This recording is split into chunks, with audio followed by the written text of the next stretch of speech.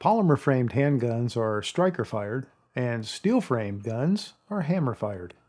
Or are they? Hey, just an opinion here for the Armory Life.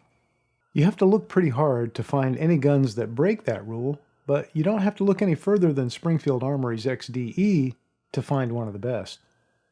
Built in the exact same form factor as the best-selling XDS, the XDE is a razor-thin, ultra-light carry gun that gives you double action when you need it, single action when you want it, holds up to 10 rounds of 9mm ammo, and has some of the best ergonomics in the industry.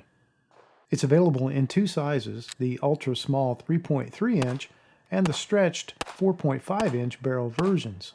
That length is the only real significant difference between the two.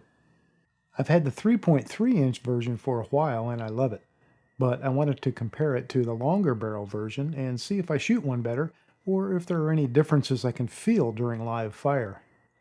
I do have to tell you that they're not exactly equal because the 3.3-inch gun is one I bought from Langdon Tactical.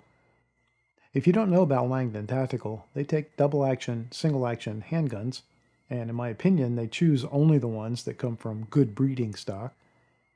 And Ernest Langdon then applies his magic to the triggers and adds some nice touches to make it a custom pistol.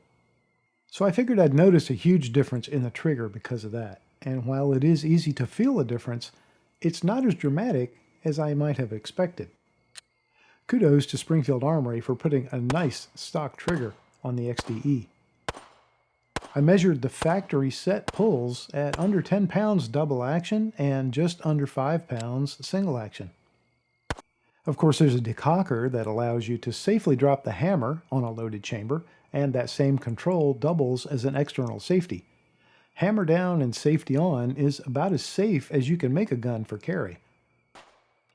But if you're a cocked and locked type of person, you have that option too.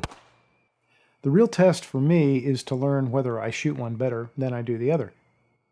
I went into it thinking that it wasn't really fair to stack the 4.5-inch gun to compete against one with a nice trigger job, aftermarket sights, and a Talon grip. Let's see how that factory gun stacked up. All right, one more comparison offhand. Just 10 yards away, two orange dots, one for the 3.3-inch, which I'm going to start out with.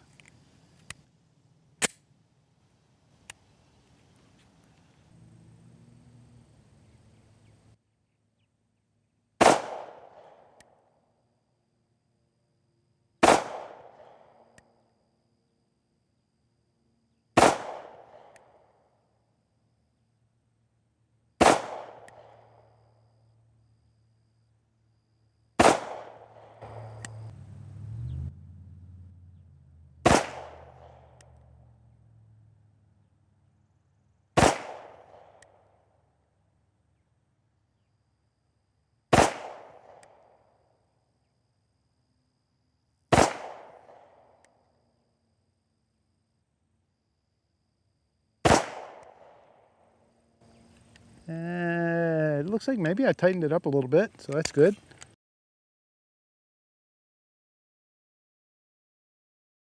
The moral of this story might be something about not making any assumptions, like counting chickens before they're hatched. These two guns are much more equal than I expected.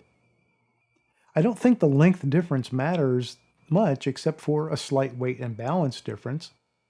At the end of the day, I shot them about the same, and I gotta tell you, I had fun doing it.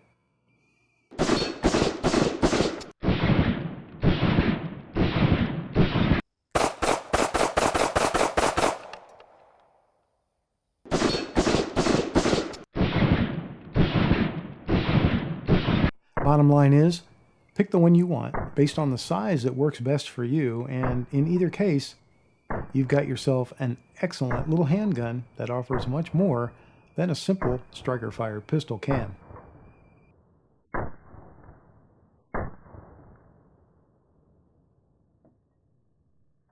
I'm just an opinion for the Armory Life. I'll see you again next time.